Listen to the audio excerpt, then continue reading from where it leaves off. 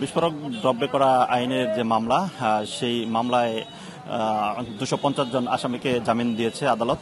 দীর্ঘ 16 বছর পর এই প্রথম বিডিআর বিদ্রোহের যে মামলা, সেই মামলায় আসামিরা জামিন পেলেন।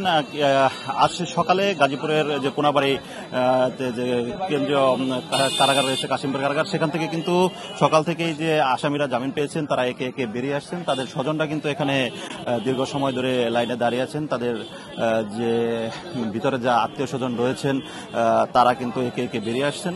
তার ফলে কিন্তু কাশিমপুর কেন্দ্রীয় কারাগারের যে কারাফটক রয়েছে সেখানে কিন্তু অনেক মানুষের সমাগম এবং ভিড় লক্ষ্য করা যাচ্ছে। আমি যদি আপনাদের একটু দেখাই, এই মুহূর্তে কিন্তু বিডিআর বিদ্রোহের আসামি যারা রয়েছেন তারা কিন্তু সকাল থেকেই একে একে বেরিয়ে আসছেন। কেউ ফুলের মালা কিংবা তার আত্মীয় স্বজন সবাই কিন্তু এখানে যে স্বজনদের অপেক্ষা সেটি কিন্তু এখানে করছেন। সেই অপেক্ষা যে স্বজনগুলো রয়েছে তারা তাদের আত্মীয় স্বজনদের কাছে পেয়ে অনেকে জড়িয়ে ধরছেন এবং তাদের সন্তানরা রয়েছে তারাও কিন্তু এখানে অপেক্ষা করছেন। দীর্ঘ 16 বছর পর এই প্রথম কিন্তু এই যে বিডিআর বিদ্রোহের মামলা, সেই মামলায় কারাভোগ করা আসামিরা কিন্তু জামিন পেয়েছেন এবং জামিন পাওয়ার পরে কিন্তু তারা সবাই খুবই উচ্ছ্বাসিত এবং খুশি রয়েছেন এবং পরিবার পরিজনকে কাছে পেয়ে সবাই কিন্তু আসলে আবেগ আপ্লুত, অনেকে ফুলের মালা কিংবা মিষ্টি সহ কিন্তু এখানে অপেক্ষা করছেন। দীর্ঘ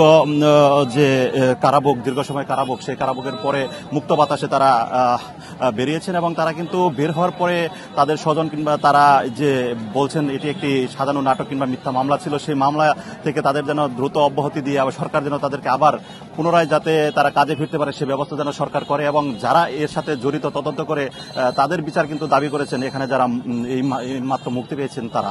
আসলে এই ছিল আমার কাছ থেকে এই কাশিমপুর কেন্দ্রীয় কারাগারের সামনে থেকে সর্বশেষ।